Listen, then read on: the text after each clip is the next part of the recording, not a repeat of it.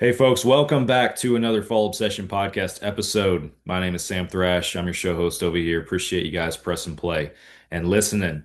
This week, I'm recording with one of my best friends, our production director here at Fall Obsession, Nick Powell. He's back on the show. Nick and I have been hunting together on the same lease here in Texas for the last 5 years, and get together to recap another season. It certainly wasn't one that we expected, as seems to be the trend most years.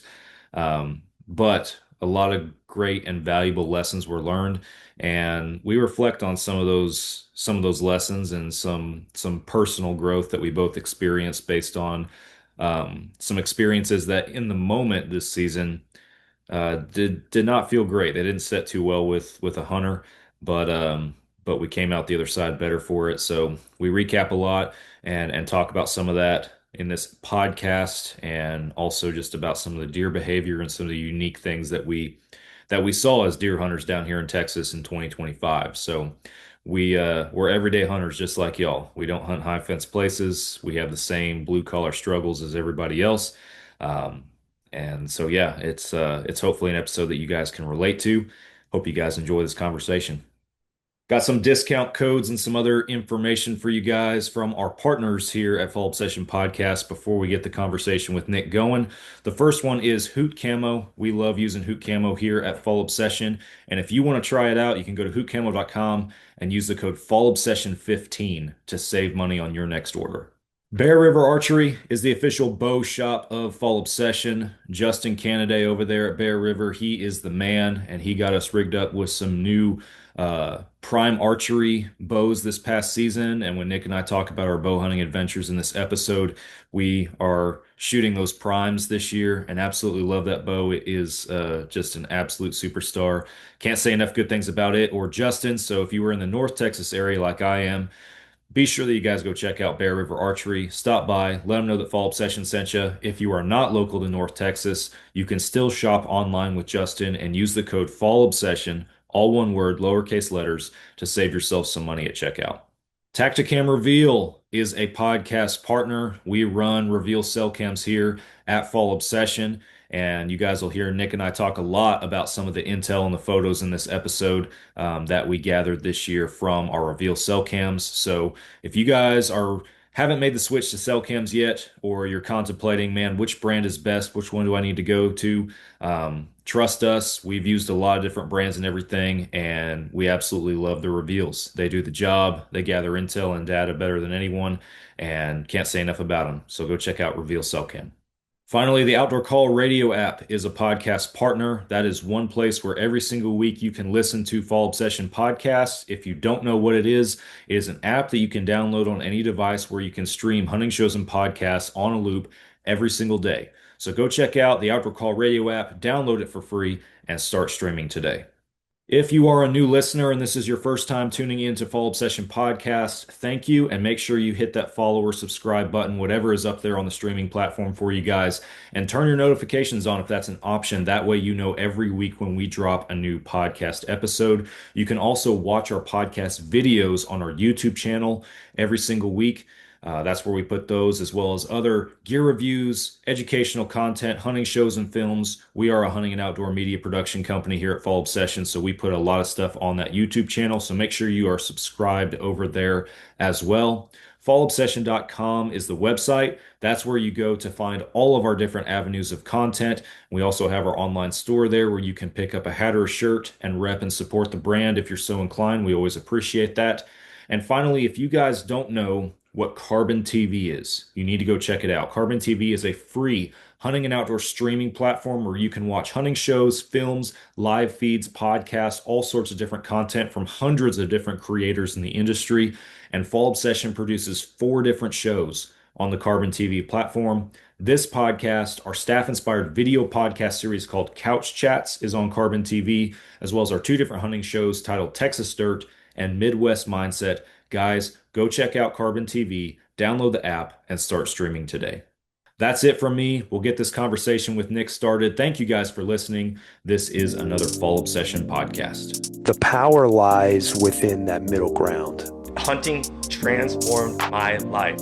I think you have to be built somewhat different That Del Brisby's a super puncher. It's Hey, even we need to get Pop-Tarts on the next Walmart order.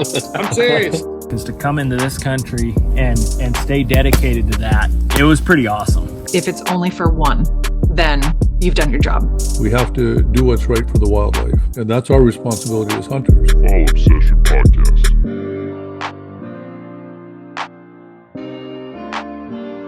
All right, welcome back, everybody, to another Fall Obsession podcast episode. I'm Sam Thrash, hosting you guys. This episode is brought to you guys in partnership with Hoot Camo, Tacticam Reveal, Bear River Archery, and our friends at the Outdoor Call Radio app. My guest is one of my good friends from the Fall Obsession team, co-worker. I mean, the list goes on as far as everything that we freaking do together at this point. But Nick Powell, welcome back to Fall Obsession podcast, buddy. What's up? I'm glad to be here. As always, Yeah, been on it's here a few times, but it seems like it's been a while. yeah, and I was actually I'm just now thinking of it, of course. I'm a little late to the party, but I was going to look up the last time that we had you on the show because for all I know, it might be when you and I did this last time when we talked Yeah, about well, our I woes of the think season. you're right. But I think the one that comes to mind is the turkey hunt, staff turkey hunt that we did. Yeah, so I'm looking at it. We got the staff turkey hunt. You were on that one, and then you joined me for the podcast we did 234 with Trent Ellis. That was the last time Oh, that you were on yep, here, and that was a good time. And then we did the turkey hunt. We met up at Bear River last year to podcast in person with Justin. that's right. So we've done those. We've done more than I thought we did. But Yeah, that's true. before that, it was the same thing that we're doing right now. So Yeah, the annual depressing episode of Nick and yeah, Sam's hunting season. yeah. Call this one Bad Hunter or something because Yeah, that's what we are at this point. yeah, for But sure. now to give folks a little bit of background because our listener base grew 58% in 2025, which was pretty awesome. Heck yeah, So we got a lot of people who might not be super familiar with our hunting dynamic and everything down here in Texas. For those who aren't, for the last 5 years, you and I have shared a deer lease with it's just us two and our two dads. That's been it.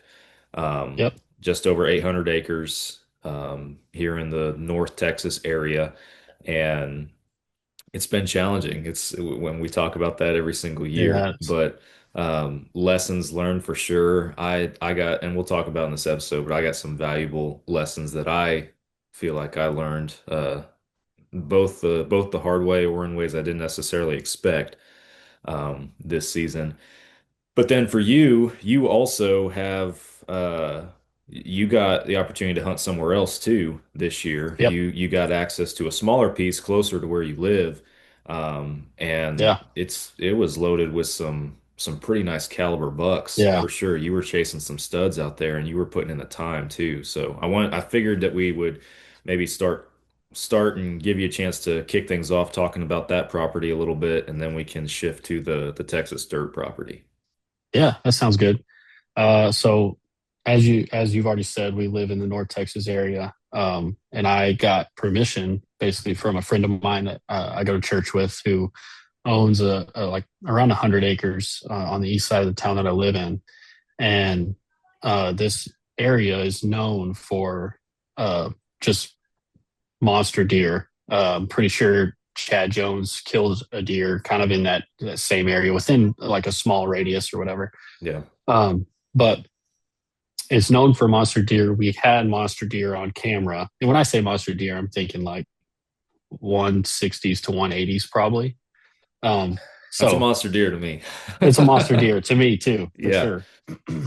Definitely big deer, bigger deer than what we're seeing out on Texas dirt, just because of habitat, diet, just genetics. I'm sure has something to do with it, as they Yeah. say. But with that being said, there were deer on camera that I was chasing out there, and it's kind of an interesting property. It's kind of a long property. It stretches from north to south along a creek, and it's really heavily wooded. The northern part's a little like got really heavy timber, and the southern part has like a lot of little saplings that are like anywhere from 1 inch to 4 inches, but there's a bunch of them. Like it's Mm. super thick, like wooded area.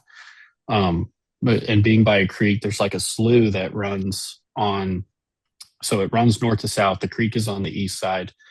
There's a slough that runs on the west side, so it's kind of boxed in almost. And that kind of holds the deer there a little bit. They can still cross the creek and cross that slough, whatever, but it's like a hot spot for them, almost like a haven.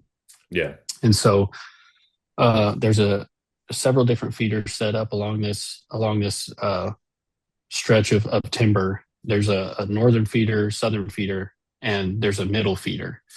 And these deer will frequent each of these feeders and travel between them. And so uh, I'm thinking that, hey, I'll just set up at one of these feeders. And this is basically me just kind of setting the groundwork, giving our listeners an idea of what this place looks like.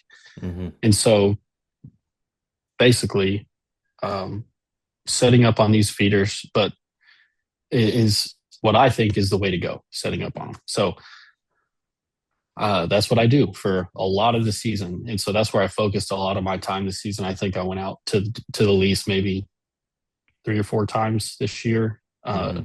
trying to get this deer that I'm sure we'll talk about in a little bit out there. But with the bucks being caliber that they are here, I decided to spend a little bit of my time, or most of my time, hunting these deer because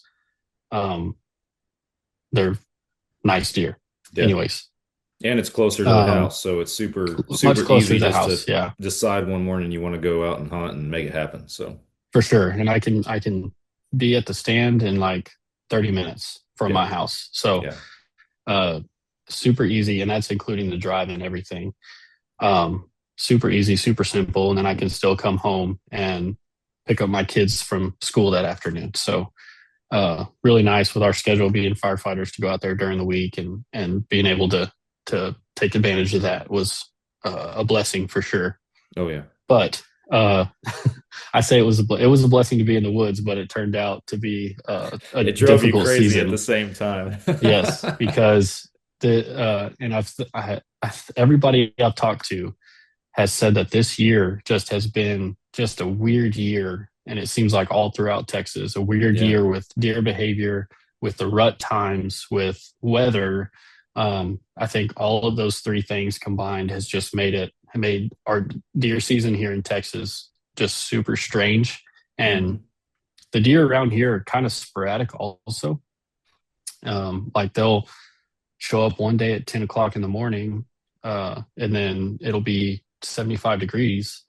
And then you go out there when it's perfect outside, when it's, 40 degrees and freezing cold and still, and they won't show up. So it's like, it was just difficult to pattern them being that sporadic. And so I would basically just take a stand and sit at it. I would play the wind, obviously, Mm-hmm. but playing the wind, trying to pick the right stand that they've been frequenting, and I just could not make it happen. They would show up when I wasn't there. I would sit, they wouldn't show up, and it was just like seemed impossible. But I spent most of my time out there and just was unsuccessful. That's just how deer hunting goes sometimes. Well, and another thing that I found interesting, and you texted me about this kind of, it was more mid to a little bit later in the season. You've been grinding for a while at this point, but these big bucks were showing up at like there would be no movement at first light or early in the morning, but these big bucks were showing Right. up at 10, 11 o'clock in the morning at some of these spots. And you told me one day you were like, dude, I'm gonna take my kids to school in the morning, like get up Yeah. and do all the dad stuff. And after they're at school, then I'm gonna go to the woods and I'm gonna hunt the middle of the day and then go pick them up. And I was Yep. like, man, that's an interesting strategy, but just to go with what you were saying Yeah. as far like it made sense to me because it goes with what you were saying on just the deer movement and everything being so weird this year. And I've heard the same thing, man. Like talking to neighbor Mike across the street, talking to, other guys just in different areas and stuff. The deer the deer movement, the deer activity has this year has just been so strange, except for freaking Jesse Johnson, of course. He kills But everything yeah, every year and tags yeah, out, but absolutely. Bubba Yeah, Clan for Hunter. guys like Jesse and Chad Jones who kill deer literally every year, it's like I don't know how they do it. I guess they just spend time in the woods, you Well, know. and But it is time in the woods, and I haven't talked to Chad necessarily to recap his season. That's an episode I'd be interested in doing for sure. But definitely, I haven't heard a lot of details, but just the impression I get from, his content and everything online. I know he spent a lot of time in the woods, and I know he was grinding for a long time, and it paid off for him. He killed a couple of nice bucks. But for sure. the other thing too, and might have mentioned I missed it, but also just so people understand, the county where that property is in is also archery only. So you're limited Yep. to bow hunting Yeah. only out there too. So that adds a Which was challenge. which it made me really excited because as people have probably heard on Texas dirt, it's very difficult to bow hunt out on Texas dirt because there's barely any big trees. It's hard to get up in a tree. And so this property, there's big tall oaks and it's like a bow hunter's paradise almost. You would think so, but Yeah.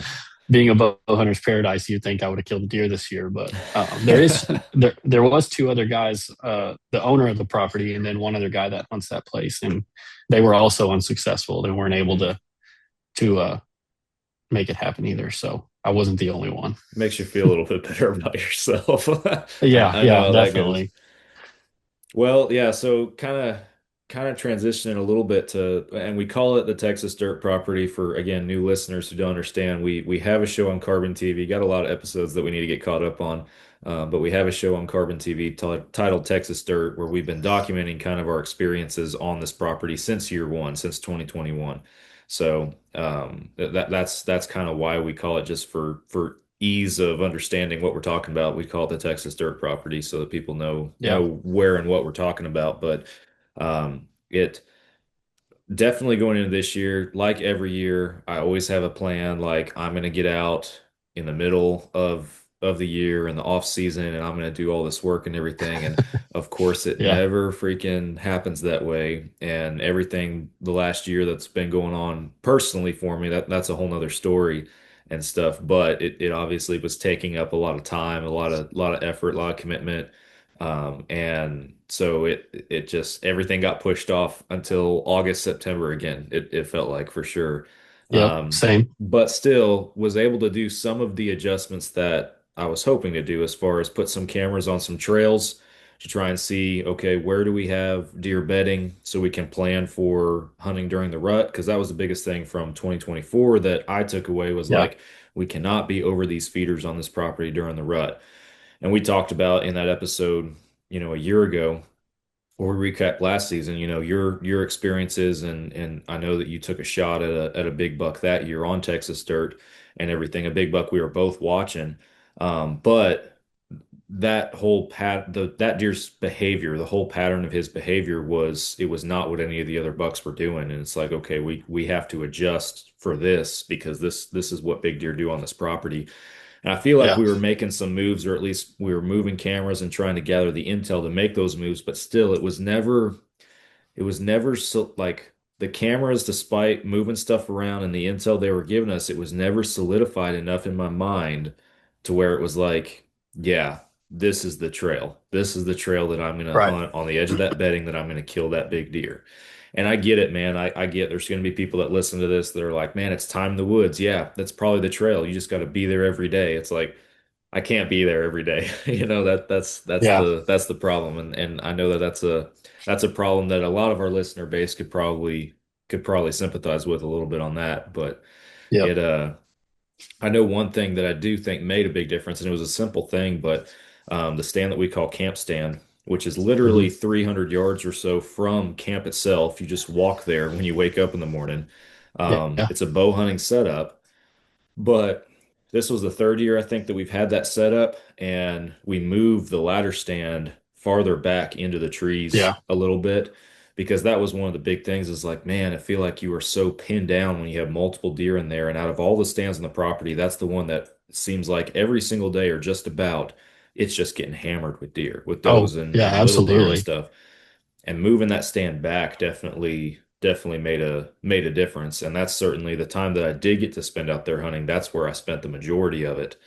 Yep. Um, and I guess I'll talk a little bit about that because my season seemed to end sooner than everybody else's out there just because I stopped hunting sooner for other reasons. But the Sure. it was the first week in November, I believe it was November 7th. Well, I'll let me see. I'm trying to remember. Yeah, so November 7th, I had like at 4:30 in the afternoon that evening, I had couple does come in, and I'm in the mentality of, hey, I'm gonna shoot it as soon as I see it. Like I am Yep. not gonna wait around to fill tags. Like if I got something in front of me I could shoot, I'm gonna shoot it. So Yeah. I take a shot 4:30 in the afternoon at this doe, and she was about 30, a little over 30 yards away from me, and she ducked my arrow. So right out of the gate, it's like just a clean miss. I was like, you gotta be freaking kidding me, man. So right out of the gate, I'm upset and everything. And then later, like 45 minutes later, these two coyotes come walking in and they're hanging like at 20 yards from me, chasing field mice. So I smoke one of them, just dropped him right there with my bow. It's like, okay. And I'm like, I'm gonna keep sitting here. I'm gonna finish the hunt because like we're seeing at this point in the year, we're seeing rut activity, we're seeing all this kind of stuff happening. Yep. So and it was right at last light. It was right at last light. And I've intentionally saved this story for this episode. I have not told this story on the podcast yet. Yeah. Um, because this led to a big lesson that I learned this year. So I have a doe coming in like 10 minutes till legal light. And I'm thinking, man, it's the rut. There's a chance that there's a buck behind her. She's by herself. Like there's a chance. And sure enough, I see a bigger body moving through the trees the same direction she came from. I was like, okay, here we go. And we've been looking at big deer on camera, some big 8 points in this area and everything. And this buck comes in and we're getting down to that wire where it's like, if I'm gonna shoot this deer with the bow, I gotta do it now because I'm like, I'm gonna lose enough light from my pins before Right. I lose legal light. But I'm trying to get a good look. He's off to my right. I'm trying to get a good look at him through the trees to see which buck he is. Yeah, that's an important point because Mhm. like where we move that stand back into this group of oaks, this small Yes. group of oaks. And so that makes it really difficult to see now to the right because Yeah. it's a lot of branches right there, a lot of cover right there. Yeah. And so them being on that side makes it hard to determine what that buck looks like. Yeah. You as a hunter and that the way we move that, you are much more concealed. You got a whole lot more going for you. It's easy to fly under the radar and everything there, especially with good camo. But the yeah, when we did that, and we knew that it would happen when we did that, it definitely narrowed down our shot opportunities into more For sure. specific windows and lanes. But that's the that's the cost of that move that we were okay Yeah. with. So yeah, I'm looking through the trees. I'm trying to see this buck. I'm trying to see what he is.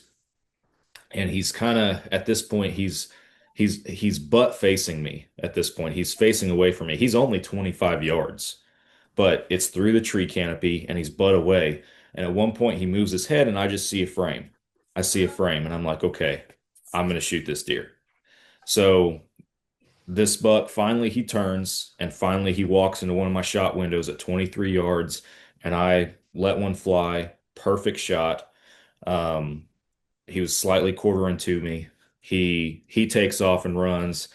I'm pumped. I'm excited. I'm like, dude, I just ended my 12, 13 year drought on not shooting a mature buck. Like this is awesome. So Yeah. um so I get down, I look at my arrow, and I had like it's just coated in blood. Pretty There's sure blood you on the texted me before you got down. Just shot a yeah. buck. Yeah, I was so And excited, man. I texted yeah, you, I texted my dad, like I was pumped and everything. So I I was text really pumped. Yeah. yeah, and so I get down and um look at the arrow covered in blood and I'm like, okay, this is good. So I start following blood with what I can right there for about 20 25 yards and then it starts petering out.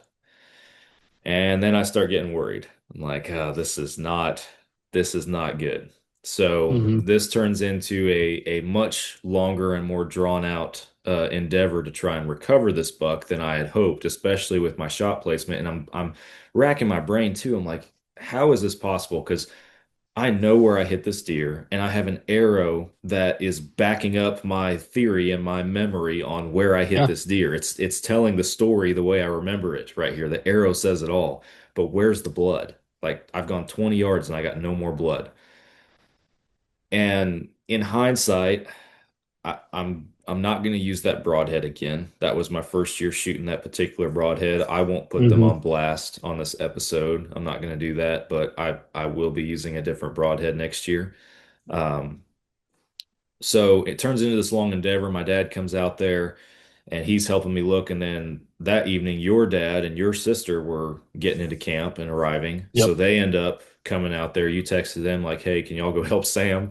So they make their way out there. So it turns into a little bit of a search party, and we get to the point where it's like, all right. And I told Robbie, your dad, I was like, man, I'm not trying to keep everybody out here into the wee hours. Like Sure. since I got y'all out here, let's do a little bit of a grid search. Let's walk some trails and see if we can find him because I do believe this deer is dead. He's just not bleeding Hmm. for whatever reason. And if we can't find him in just in a reasonable amount of time, like I'm not gonna try. Y'all want to hunt in the morning. I'm not trying to keep y'all out here all night. I'll come back in the morning Right. myself. So, um, just by luck, about 100 yards farther down into the woods, I stumble upon blood again. I'm like, okay. And so we start following blood again. Your dad and your sister come over, and your sister's walking ahead, and she ends up seeing the deer first, and he's not 20 yards from where I stumbled back upon blood. So Yeah. he ran about 140, 150 yards, and it was like bookends, about 20, 25 yards on either end. We had blood, but the 100 yards in the middle, we at least never saw any. So, Crazy.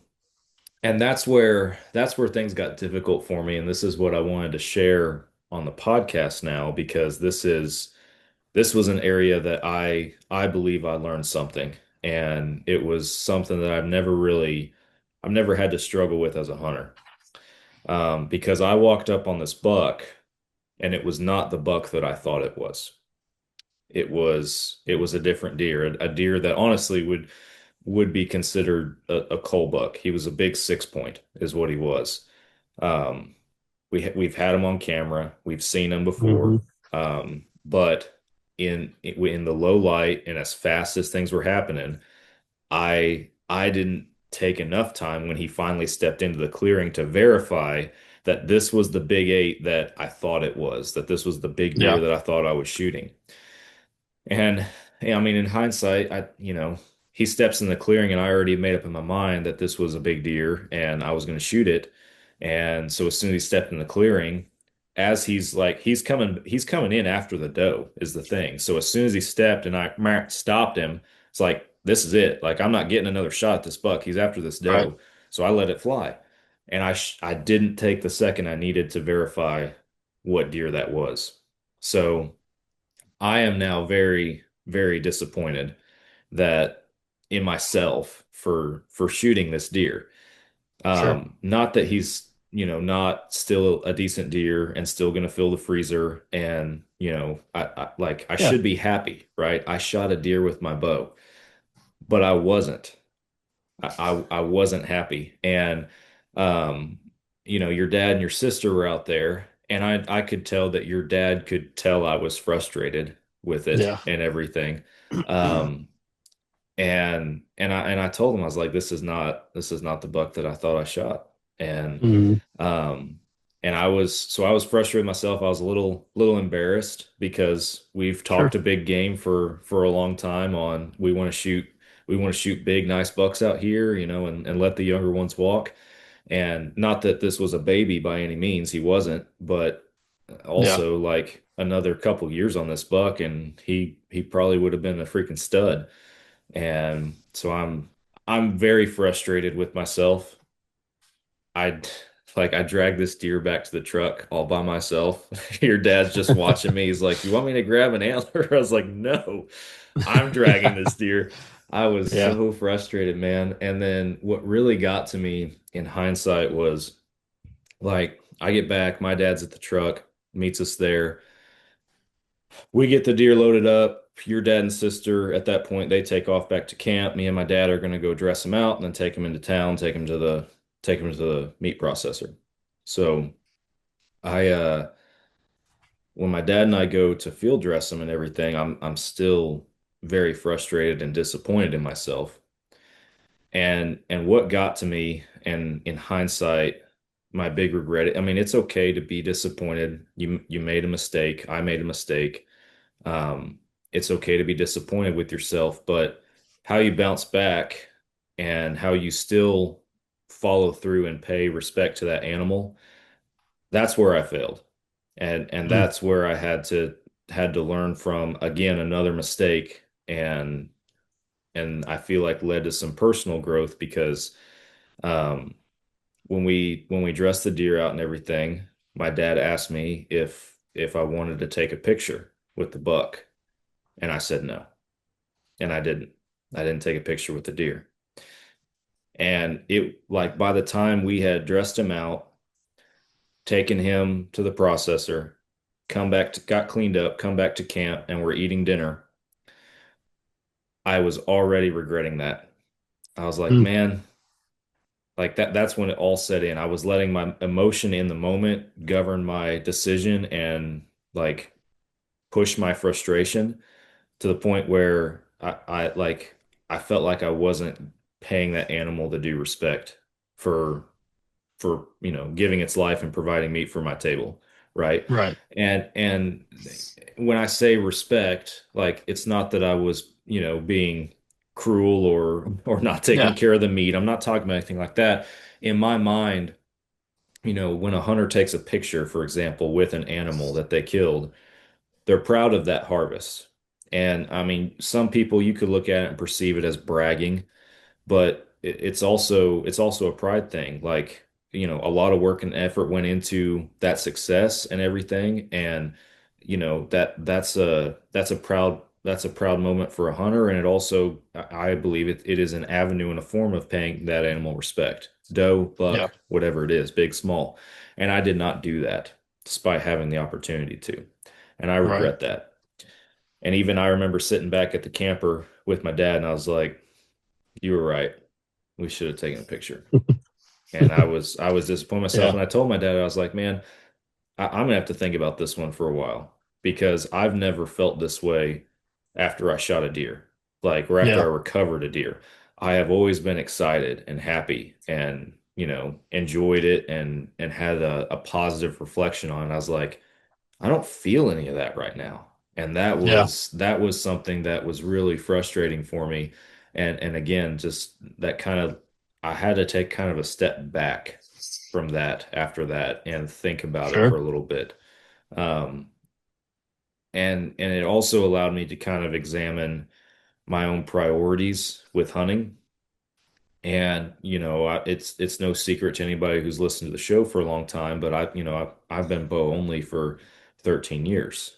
And in that, I started thinking about that, and I was like, that was one of the things I was examining as far as, well, should I keep doing this archery thing or not, and all this kind of Yeah. stuff. Everything was being thought about at this point. But included in that is also my son, who's 7 going on 8, and his interest that he has peaked into hunting and everything like that. And anytime I go out there and archery hunt, I'll take him with him. He's gone bow hunting with me before, like in a ground blind. But you know as good as I do how difficult it is to bow hunt with a little kid, Oh, right? most definitely. Yeah. Yeah, because everything is just so close. It is a whole lot easier to rifle hunt with a kid. No doubt. So that led to me examining things a little bit as far as, okay, where are my priorities right now? Because, and again, I felt like I should have enjoyed that hunt and should have enjoyed that trip and should have enjoyed every aspect of what just happened, but I was not. And I was trying to Yeah. figure out what's missing. So one of the things that, and I'm kind of rambling a little bit, but one of the things that I I was able to, a conclusion I came to was, I need, like, my son's getting older and he's getting to the age where he's just going to want to be out there more and more and participate Yep. more and more. And it's only a year or two before he's probably ready to shoot his first deer also. Yeah. So it's like, okay, I need to put more focus into him and getting him out there than me also being able to archery hunt. There will still be an opportunity for me to archery hunt, and that is what I truly love. But after that hunt, I only went back out to the lease one time for the rest of the season. And it was Hmm. with Wyatt, my son, and I did not take my bow. I took my gun. Wow. And there's a lot of people who probably just heard me say that and like, "Oh my gosh, he gave it up. Me. Finally, he came to his He senses." gave it up. Yeah. But that whole trip, I didn't kill a deer that trip. I was hoping just to shoot a doe or fill a doe tag, something like that. And of Yeah. course, the only deer we saw were small bucks. We didn't even see a doe all weekend. But that trip was for him, and I enjoyed it. I enjoyed it a lot, even though we didn't kill one, because every effort was to put ourselves in a position where he would enjoy the experience, where we would at least get to see deer, and we did. We at least got to see deer, and then Yeah. hopefully be able just to shoot and get a doe on the ground and some meat in the freezer. So that kind of helped me, I feel like, kind of refocus on what the priorities are. I would say my own personal big game efforts, my non-resident out-of-state efforts in the future, they might still be prey to my bow only stubbornness, Yeah. but back home, I think right now, at least the phase of life that I'm in and that my son's in, Yeah. I think that we're at a stage where I need to swallow my pride a little bit and I need Sure. to set down the bow for a little bit. So that was one of the big lessons that I feel like I learned and I took away from this season. And in hindsight, I still regret how I responded to killing that buck and the disappointment that followed. Yeah. But that hunt and that experience, I feel like in turn helped give me the perspective that I needed to understand where my priorities and my mentality moving forward with deer hunting need to be, at least for the next few years, until my son is hunting by himself and, doing more hunting than I probably am. Then Yep. then Yeah, then for maybe sure. we're back to bow only. But Yeah, there you um, go. but anyway, that's the long version of my story of the season and kind of where my personal growth had to happen. And even though I've been hunting for a long time, most of my life, I just never had that experience before. So yeah, that was interesting. Yeah, that's good. That's I think it's tough, right? Because you want to, and I'm trying to get my thoughts straight real quick. But I have a couple of thoughts that brings to mind. Yeah, It's cool first how God can do things like that, right? He can drag us through the mud, you yeah, know, hypothetically speaking. yeah, But he'll let us go through the hard things like that, like shooting a buck that's not quite the one we thought, or whatever, and feeling all that and being at the bottom to help open our eyes to what it really is all about. And that was something um I have convictions about this season as well, is,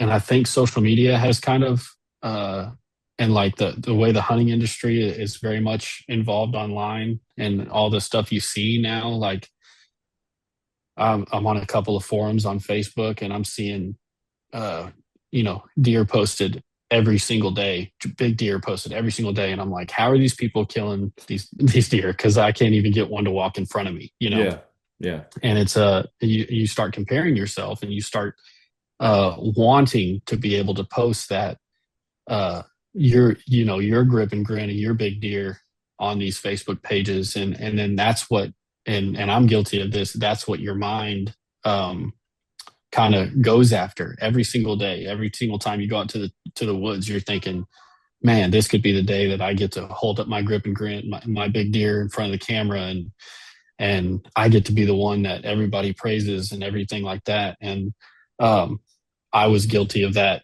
this season. I had to come to that conclusion of, man, I really need to step back and remember what all of this is about. And like, this happened like in a tree stand. like that where I came to the realization. I was listening to a podcast also, and Mark Kenyon with Meat Eater with the Wired to Hunt podcast. He was talking about how social media, talking about this exact thing, how social media has kind of twisted the view of hunting, and how they've like put killing big deer on a pedestal. And it's like, man, that's not what it's about at all. You know, what before social media, how was deer camp? Like, Right. you were just going out to deer camp. I'm pretty sure, like, I listened to the podcast you had with your dad, like back in Hamilton, like you would just go sit, and you had no idea what was going to pass. You had no idea what the guys killed a county over, or in South Texas and North, like you had no idea. Like you just Yeah. went and you were hunting, you were enjoying what God created outdoors, and you were hoping to see something. And I think listening to your podcast, to the podcast with your dad on it, really solidified that. Was like, when you don't know what everybody else is killing or what everybody else is seeing, even where you're going, like it makes seeing deer even more special. You know Yeah. what I mean? Like you're like, oh, I just saw a bunch of little bucks this time. And you had the same thought with trail cameras, like having trail cameras. You're like, I know this deer is out here somewhere. I know Yeah, he's here because we that's see what him I was all gonna the time. say. I would take it a step farther, and not just social media, but just technology, Yeah, and the yeah, cell cams and everything like that. And don't get me wrong, I ain't giving up my cell cams. I can't. no, no, We they're we too spend good. we spend too much time together at the fire station comparing cell cam photos, but it's Yeah, that's it's one of true. those Very things where true. it's like, yeah, it is a blessing and a curse. And it's like, yeah, you can gather so much data, but when the trail cameras show you something, they show you what is happening out there when you're not there, and then you go Yep. there and that doesn't happen, you get even more frustrated. You get even more Yeah, angry, like, well, what am I doing wrong? What is wrong? exactly. Why are these other guys killing big deer?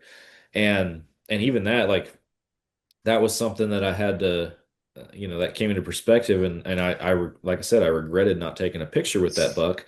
But then it's like, well, crap, now I also kind of have to explain to people this whole story and this whole thought process, because people are going to wonder why I didn't take a picture with the buck, Right. and Yeah. everything. And even that, like, I remember I was doing a podcast with a couple of our own team members, and beforehand we're chatting, and of course they're like, "When are you going to get out there and kill anything?" And so, well, I actually have killed something. They're like, "Well, where is it? Why haven't we seen it?" And I was like, "Oh." Yeah. That's why I kind of had to explain a little bit and everything. And they're like, dude, we don't care if you like it or not. Like, you killed a deer, we want to see it. So Yeah. Yeah. it's Exactly. like I get it, man. And I'm grateful that we have a team at Full Obsession that's grounded in that. I definitely believe that in our culture here, it's definitely mentality of, you know, any success is success. And we don't Right. care how big or small that deer is. We're happy for you. If you killed that deer and it makes you happy, and that's the deer that you're putting your tag on and you're proud of it, man, we're right there proud with you. We don't care what it looks like.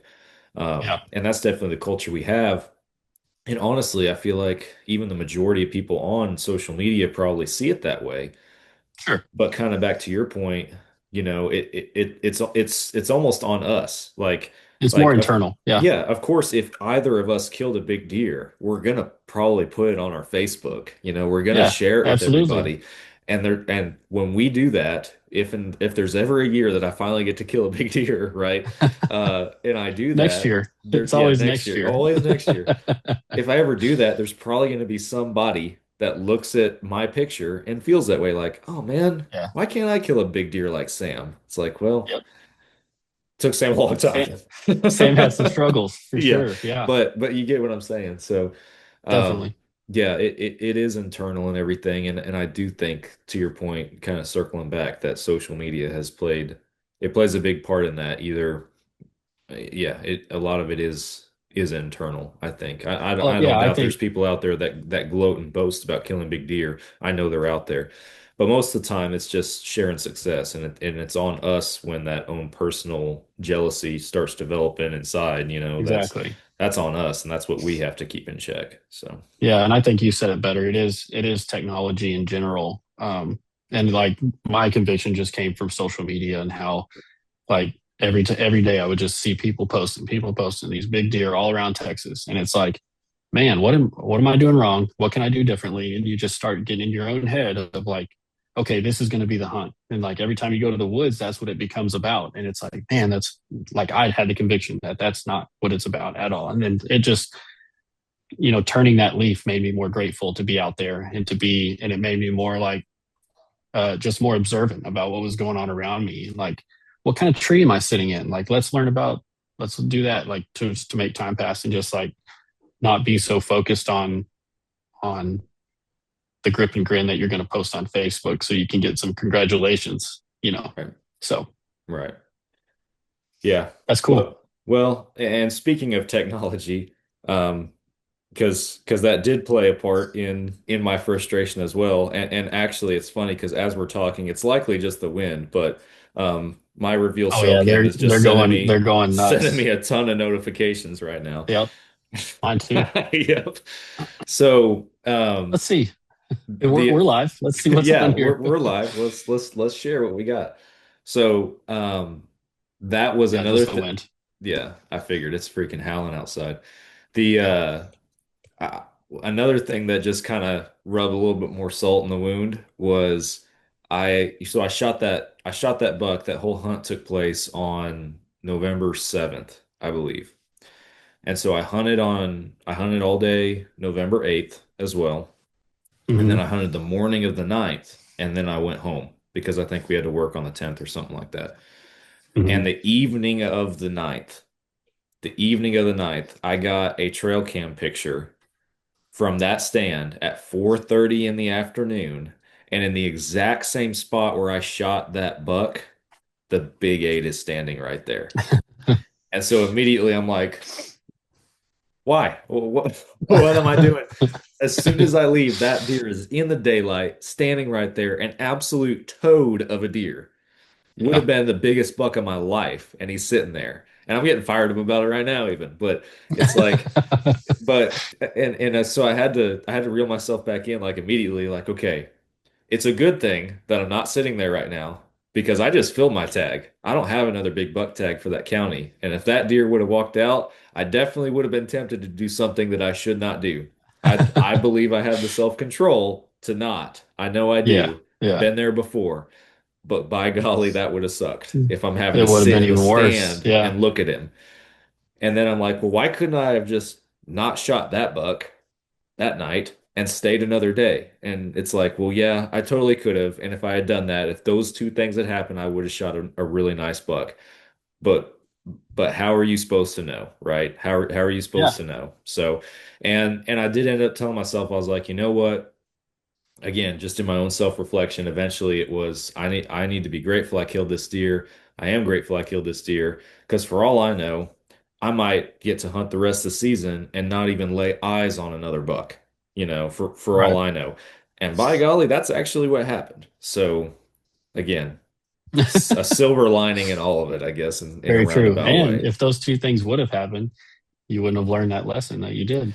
Yeah. So So everything happens for a reason. God has a plan. it all happened for a reason. Definitely a lot of areas of regret, but there likewise a lot of areas of growth, and I think the next time will be way different. But Yeah. Oh, and I've go ahead. there were several times that happened to me, like especially on my permission piece, where it was like I was planning on going out, something happens, I wasn't able to go out, deer shows up right there. I was like, I would have been in that stand. He would have been at 21 yards or whatever, but it just didn't happen. And Yeah, so I think I'm that's kind of the same deal for me, like that it didn't happen because my mind wasn't in the right place. My heart wasn't in the right place. And so yeah. it's like just it happened how it was supposed to happen, I think, I remember ultimately. you would text me several times throughout the season, like, dude, Oh, dude. I'm doing this right now, and look at what just walked out, and you're sending me the trail camera and everything. It's like, yeah, that's how it goes, man. That's how it is, man. They have a sixth and seventh and eighth sense about, well, there's somebody there, so I'm not going there. Yeah. Don't know how they Well, do it, but they do it. and again, just on the technology side, I mean, we already talked about it with the cell cams, and I just remember, I'm sure that we talked about this if I remember my episode with my dad, but it's like there was when you had a hunt that was unsuccessful or a hunt where you didn't even see a deer, I just remember growing up being just a whole lot more okay with it than I am now, right? Because Yeah. obviously we look at trail cameras, we look at the patterns of the deer, and we try to plan our success accordingly or plan our setup accordingly. Like, okay, where do I have the best chance at seeing a deer tonight or tomorrow morning? Oh And you yeah. come up with your plan, and when the plan doesn't work, you get frustrated. But I remember just growing up, like that was just part of it, you know? And Yep. and you were okay with it. Like you'd sit there all morning, you wouldn't see a thing. You come back to camp for lunch, for a sandwich or whatever. It's like, yeah, I didn't see anything. I'll try a different spot tonight or something. It wasn't a big deal. But Yeah. now it should not be a big deal still. It's hunting. Like it still Right. shouldn't be a big deal, but it's so much easier for us to make it a big deal just because Thousand we percent. we Yeah. have eyes in the woods 24/7. So, Yeah. Definitely. but Yeah. I remember hunting with my dad when I was a kid, and it was like we'd go sit somewhere, maybe see a deer, maybe not. And then if we didn't see one that was worth shooting or whatever, we would drive around the ranch all day yeah, and look for something. And like if we didn't find anything, we'd go eat lunch, drive around a little more, go sit that evening. And it was just how it went, you know. yeah. No, we It was my just how it dad, was. we would do something similar. We would normally like if we hadn't seen anything by 9:30, 10 o'clock, Yeah. we would kind of get out and even then, like knowing what I know now, I certainly recall back and think I was like, man, there were some mornings out there I should not gotten out till noon, like just knowing what I know Right. now. Oh But yeah. the yeah, we would get out kind of late morning and yeah, we'd spend an hour or so, hour or two walking around. And I think my dad even told a story in that podcast last week about, walking around one time and we saw an 8 point. And he, knelt down on his Yeah. hands and knees, and I used his back as a rest and shot the deer. Like, we were Yeah. successful doing that. But yeah, that was what we do. You get out and you stroll around for a little bit, go back, eat a sandwich, maybe take a quick nap, and back at it for the evening. Yeah. Yep. That was what That's it how it was. was. And you went to whatever stand you wanted based on just how you felt that night. Yeah, That yeah. was it. Like, hey, Bobby Joe saw a deer there like last week, and well, that's his stand, but he sees deer there all the time, and he's not here. Let's go sit there, or Yeah. whatever. There's a big It buck wasn't. somewhere on top of that hill. He's somewhere Yeah, on top of that yeah. hill. So go hunt somewhere up on that hill, you know? Exactly, So exactly. Yep. yeah, it's yeah, just a different time. I remember the first time we got a trail camera, like one of the old like first generation of the wild game innovation trail cameras, obviously with the memory card and Yeah. everything that, Yep. you would just, you might go months not knowing what's on there. And then you finally get a chance to go out there and pull the card. And it was like 2,000 pictures. Oh my gosh, this is Yeah. awesome. And then you're And then you're sitting there sitting for there an at the hour. laptop like this. You're just Yeah. clicking through. Yeah. Yeah. Yeah. Whereas now you're Absolutely. just sitting there and this like we did just a second ago on the show, it just pops up and whoa, what's there? Get to see it Yep. instantly. It's just Yeah. Instantly. technology's made us so lazy. For sure. For sure. But Well, my season, it wasn't totally yes, enough about unsuccessful. me. Yeah, you definitely shot more bucks than I did, but my season wasn't totally unsuccessful. I had a hunt where it was like a last ditch effort type of hunt Yeah. where I was going to go out for a couple days and basically just fill the freezer. If I saw it had finally cooled down, I don't think we've touched on the weather this year. I mean, I mentioned it briefly, but like it's been a very, very mild winter down in Texas. Like we're still getting days right now, January 14th of 70-degree days. Yeah. And like it's just been super sporadic. We'll get a cold snap and then it'll go right back up the same week to 75, 80 degrees. And that's like in December when usually it's at least 50s as a high. So Yeah. it's just been very, very mild. And so this was middle of December, I think, that I shot my deer. I shot 3 does. My first one was at the camp stand because we see deer there literally all the time. We've said that several times, but it was kind of the same way you had, where first doe that came out, I was going to shoot it. This was the kind of hunt that this was. And if the big eight happened to walk out, which I think at that point we hadn't seen him for like a month or Yeah. two, maybe He something like that, disappeared maybe a for month. a long time. And so like he wasn't even on my radar really. I was just out there for meat. And so the first morning I hunt the camp stand, and there's a couple little yearlings that are messing around.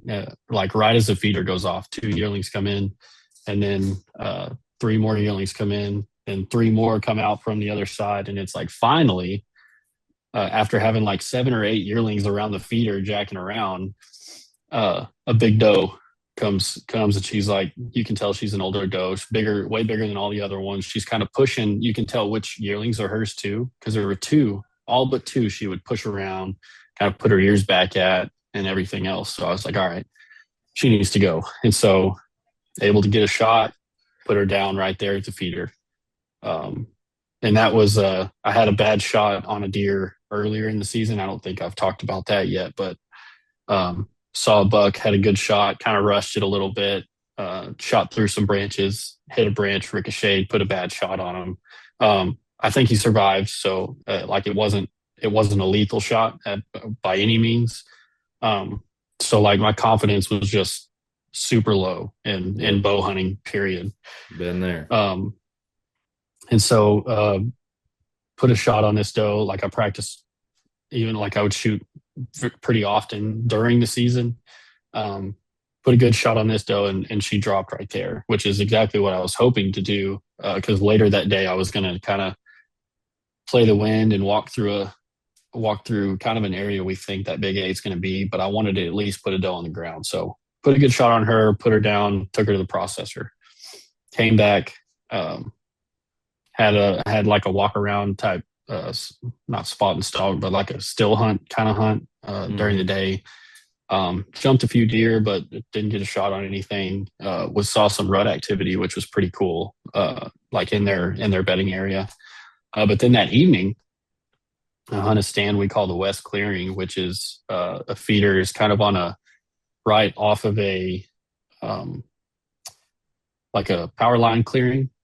And so I sat that stand that night, and then right at last light, I had 3 big does and 2 yearlings come from the draw that's right behind the feeder. So they came up out of that draw, came to the feeder, and I was like, okay, perfect. I'm going to shoot another doe. So once the first big doe gave me a shot, I let them all get to the feeder. But I had spread some corn out before I sat, like half a bag of corn. Mm-hmm. And they all stopped right there at that corn. I had my rifle with me this time because I had to swap. Like if I were to stay bow only, there's no way I would be successful at all. So I have to use my rifle. I'm not as good as Sam. Sam is not good. Let's be clear. Sam's just stubborn. Sam kills deer with his bow. That's all I know. Sam killed a deer with his bow. There's no plural on that. Yeah. I guess I'm not as stubborn as Sam. I will use my rifle. That's more appropriate. For sure. So I had my rifle with me that night, and big doe came in. I shot her. She runs off. Other big doe runs off this way. The third big doe runs off back across the draw. The 2 yearlings that came with them are just literally hanging around the feeder, like they have no idea what happened. And so the big doe that ran off to the right, she comes back, and I'm like, opportunities are knocking. And so she comes back right in range. I shoot her too. She runs off, and I end up shooting 3 deer in one day, 3 does in one day that day, which was good. And they're actually ready at the processor right now. I'm planning on going to pick them up this weekend with my boys and spending a little time out there shooting some guns and fishing, doing some boy things, Yeah, that'd be fun. So hopefully, for those that don't know, we started a little late today because my son has flu right now. So we had a doctor's appointment this morning, but he's doing fine. But hopefully we'll be able to get out there this weekend and pick those deer up and stuff. So awesome. But that's basically sums up my season. unsuccessful at the permission piece, but a little bit of success out of Texas dirt. So Yeah. Well, and I think, and just to kind of bring it all together, and I mean, we've talked about a lot of the lessons learned and the perspectives and stuff from this year, but and I'm not to sound hypocritical again, I say this every year, got to get out there in the off season and do some work, and yeah, for obviously sure. it's easier said than done, but um, I know because one thing that we did throughout the year, anytime we went out there, we obviously have cameras on all of the feeders and everything, and I've gotten a lot of feedback just through this platform, through our team, people that aren't familiar with hunting Texas, there's a lot of people are like, man, you gotta get in those hardwoods, you gotta get on the edge of those bedding areas and on those trails and everything. It's like, again, easier said than done. And it's not from a laziness perspective. It's like it is so hard to pattern these deer in general. You already talked about the weather and just the curveball that deer movement was in general. And the one Oh thing yeah. that I'll add on that was like we never had a hard freeze where it was below freezing for multiple days in a row or multiple nights in Oh, a row. Never had a hard freeze. So these deer had food in the woods all season long. yep.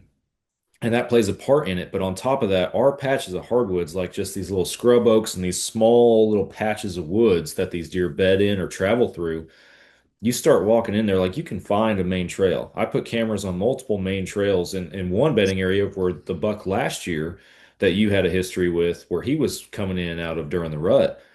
We were moving the cameras around all around the perimeter of that bedding area. And I mean, we would get deer here and there, but we Yep. got deer on all of them. And that's the thing is it's like Yeah. if you walk down one trail, it opens up to three more. And then that one, we pick one of those three and it opens up to four or five more. It is Yep. just like a spider web. It's not like some of these other places up north or in the Midwest where you just have these deer highways and stuff running through.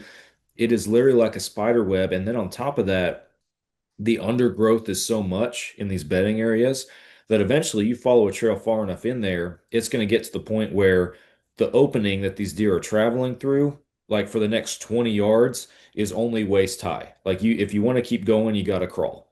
Like Yep. it is so thick, and it's just a network of all these little places they could go. And in all honesty, I'm at the point where I don't think the deer have a preference on which one they use. I think they I just go agree. wherever the heck they feel like going at this point. Yep. And why wouldn't they? As long as they're Yeah. comfortable, they feel safe and everything. And obviously, I get that there's pinch points, there's, little corridors, funnels, and stuff that we can hunt and everything here and there.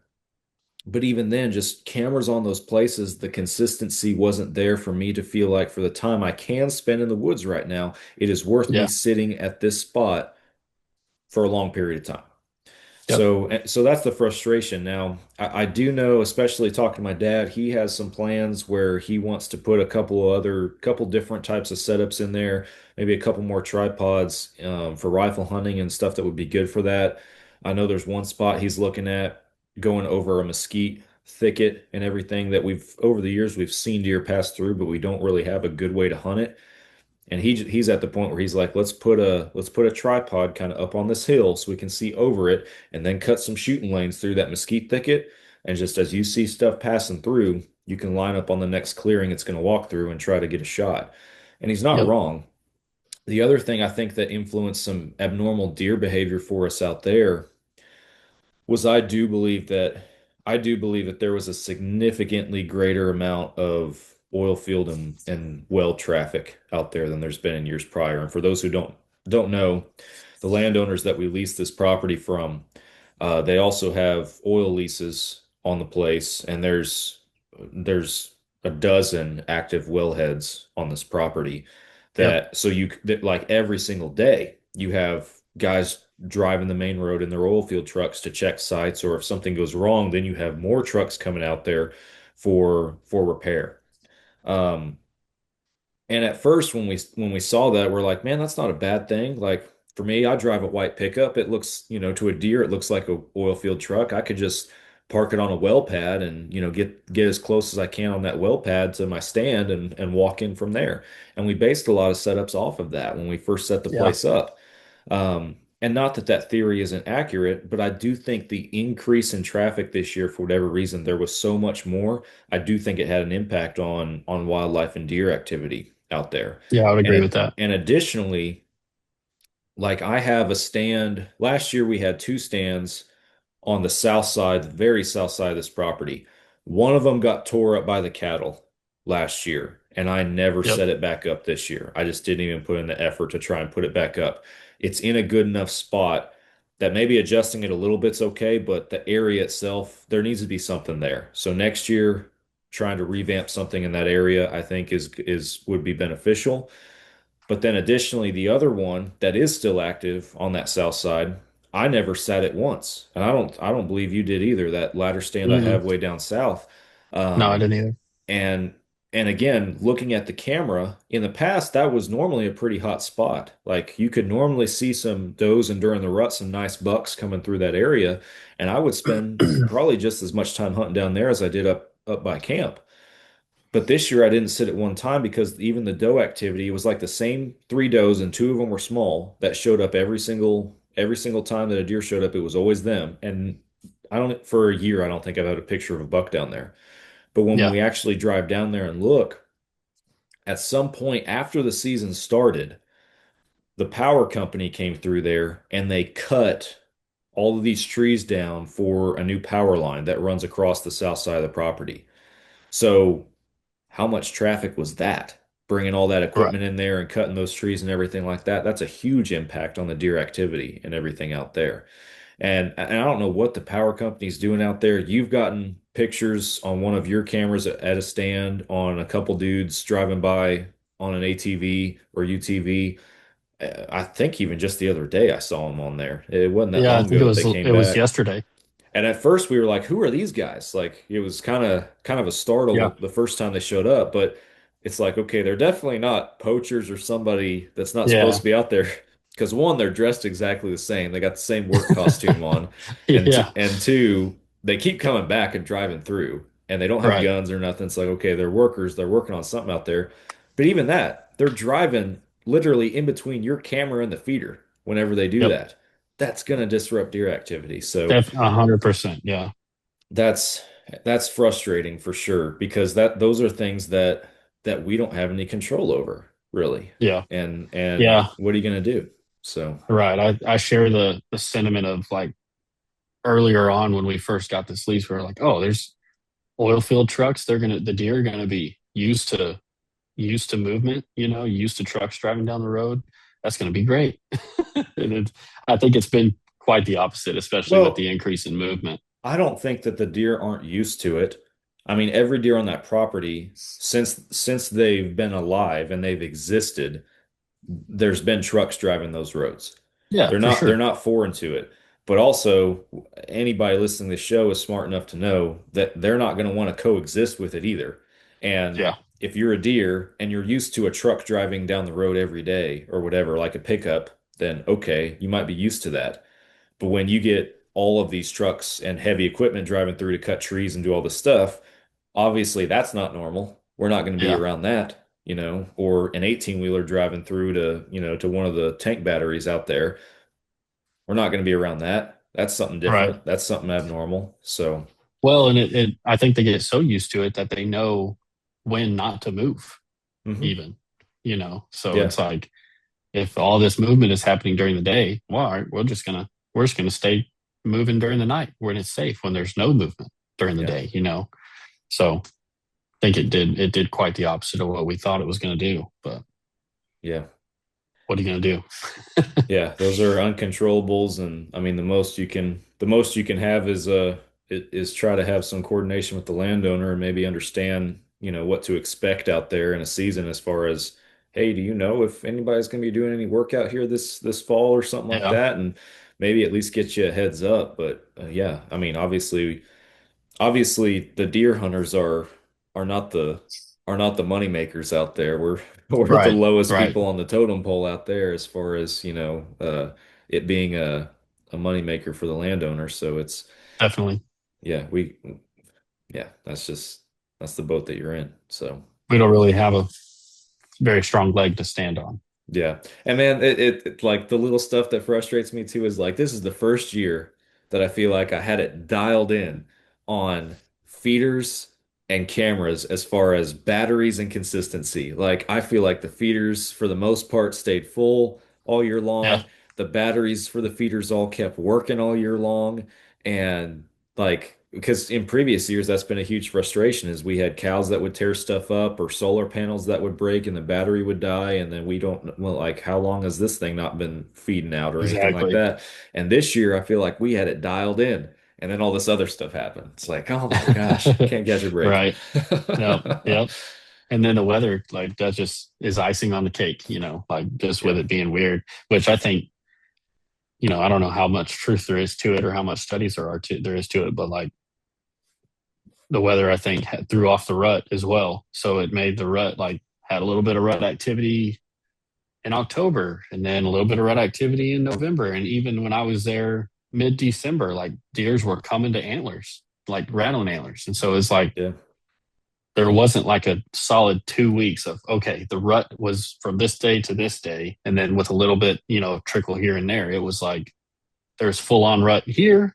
Then it was kind of fell off. Then there was full on rut here and it kind of fell off. So it was just the whole year was just weird. But Yeah, no, you would think it's winding down, and the next thing you know, you get a picture or video on the reveal of a buck chasing like full yeah, bore and everything. Or I sat in the stand one evening and I watched or multiple times I think, and the same little 4 or 5 point kept running in, and like I videoed him for half an hour just running the does around this clearing like he was yeah, crazy. And it was like yep. it's like, dude, it's the end of November. The rut started a month ago. Like, Yeah, how exactly. are Like you it still going was, this hard? yeah, it was so wild. Like the same morning I shot that doe with my bow, I had that's probably the same little buck just chasing the younger does around, just in and out, just like crazy. And then uh, when I was sitting the next morning, I was sitting east clearing, and I had just hit the antlers together, and I had four different small bucks come to those antlers, and they were all together, like Mm, but they were all coming to those antlers and were like they would kind of veer off a little bit and walk away and I'd hit them again and they'd be right back. yeah. And so I knew for a fact, like, okay, well, I guess the rut's still going on. Maybe Yeah. Yeah. I don't know. But it was definitely weird. Yeah. Crazy times, man. Yeah. Well, you got anything to add to the sorrowful story of this season? There's always next year. Oh, it's next year. Like Maybe turkey every season will be good again. Yeah, and that's something to at least keep an eye on and look forward to. And I know we've talked about, extending some invites to some people to come out again if we got the birds and everything, because that was fun last year. And it Yeah. yeah, if we still got the turkeys that we had last year, that would be definitely something to look forward to. Because yeah, year one, we've talked about before, but year one out there, we didn't have anything for turkeys out there. No. And it's been pretty awesome to see how that's turned around. So really. Yeah, it's like over the years, it's just been like year one, we didn't have any. And then year two, we maybe had one picture of turkeys. And then three and four, it was like year three, we had a few more. We're like, oh, we might actually get some. And then year four, they just exploded. Yeah. So, I think it does have a lot to do with the hogs because as yeah, the turkey numbers and activities increase, the hog activity has decreased. I And agree. and I think that in large part has something to do with it. So Yeah. Yeah. With turkeys being ground nesting birds, I think us shooting a bunch of coyotes every chance we get also will help too. So yeah, and that'll be good. I know we popped a few this year between all of us, but man, I feel like we still didn't put a dent in it because I shot I that one. agree. I shot that one with my bow the same night I shot that buck, but there were two other ones with him. Like Yep. I shot one of them, but there were two other ones that came in with them, and they weren't like super big mature coyotes either. They were Right. younger ones. So yeah, they're Yeah. And they on that those middle numbers have trail, I'm increased getting coyotes. I'm getting pictures of coyotes every day. So, on that middle I trail mean, one. mhm. So, and I Yeah, was it's going to add every that day. too. I'm glad you brought that up. That was one thing I was going to add just as far as bucks go, because we were watching that big eight out there. Well, really, there were two. There were two big eights, and you could tell they were different, like very similar looking, but one had short brow tines and the other had one really long one for sure. Yeah, So there were two bucks that were very similar in character out there, and I believe both of them have made it. Like I think I so. think we've got pictures since general season ended of both on one of our cameras of both of those bucks getting through. So if they still hang around next year, Should be pretty good. by golly, be a real heart thumper. But the Yeah. one thing like and it is so hard to hunt them, but realize throughout the season that despite these bucks, like the does coming through the feeding areas and bucks following them, us getting at least what I felt like was a good pulse on the bucks that we had on the property.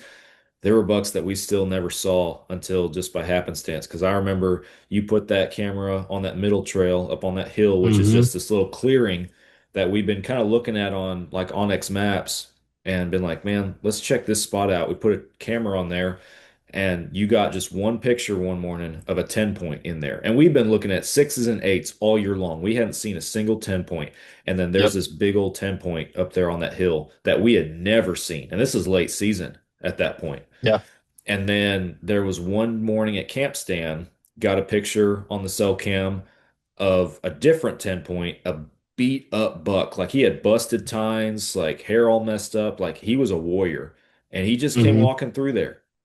Never seen him again. Still haven't seen him since. But Right. it's like, okay, there's a whole nother round, I feel like, of bucks out here, like older and smarter bucks than even these big eights that we're looking at Yeah. that we haven't even like they're like ghosts out there, man. Like I just know. And just like you I said don't know earlier how with they the avoid them. trails, yeah, it's like you can walk from the east side of the property to the west side of the property and you'll pass 200 trails, because like if you just walk in a straight line, like you'll pass trail, trail, trail, trail, trail. So it's pretty much impossible to find the trail.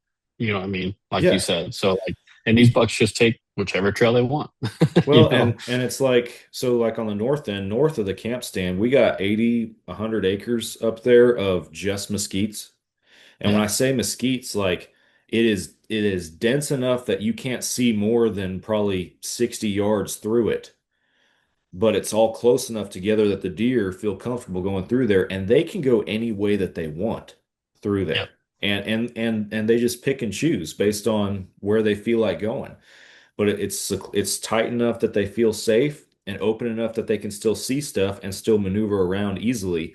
But just to give folks an idea on the size of it, like when you went out there and shot those three does, you went on a walk through those just as because you we figured that that is the area that that big eight lives in, that he beds up Hmm. there based on our cameras and the direction we normally see him coming from. He has to be living up there. And you walk what, like 2.5 miles weaving through all Yeah. that crap? That's insane. Yep. And Yeah. it's so much area and it's so hard to hunt it. Yeah. And the deer, like they're bedded in grass that like is probably a foot and a half to 2 feet tall, but it's like laid over. Yeah. And they're bedded in that grass up under these mesquites. And so they can see you coming from, forever away. They'll Yeah. hear you first, then they'll smell you.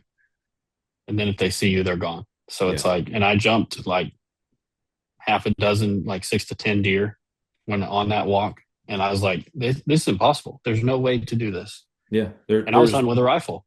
There's no good way to hunt it. Like and we've been at least Dad and I have been racking our brains trying to figure out how to replicate camp stand somewhere else Yep. because it is so consistent, at least. But where is it? It is in the middle of a clearing in the middle of a mesquite thicket, just like what we're Yep. talking about. So the deer can filter in there from all of their secluded, protected, safe feeling mesquite areas and then filter right back into them. And it just happens to be in a spot where it's not hard for a hunter to get in there and access it. If Yep. we were to replicate that somewhere else, there's plenty of spots that I don't doubt we could set something else like that up. but the problem is us being able to get into it undetected. Yeah. That's Yeah, the that's the one hard part. advantage that camp stand has is we are able to get it's close enough and it's in just the right spot that we can get in there undetected. Everywhere else is so much harder to do that. And For sure. that's the $1 million question right there. But Yeah. Yeah, I agree.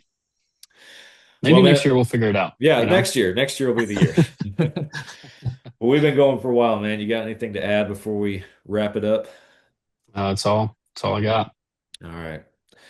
Well, I do appreciate everybody listening and tune in if you caught part of the live stream. I know we're recording this because we're firemen and got random days off throughout the week. We're recording this middle of the day on a weekday, so not as many folks listening to the live stream, but you guys might be able to catch it later if you did tune in. I appreciate it, but we'll wrap this one up and appreciate you guys listening. Be back again next week with another Fall Obsession podcast, and I will catch you then. See you later.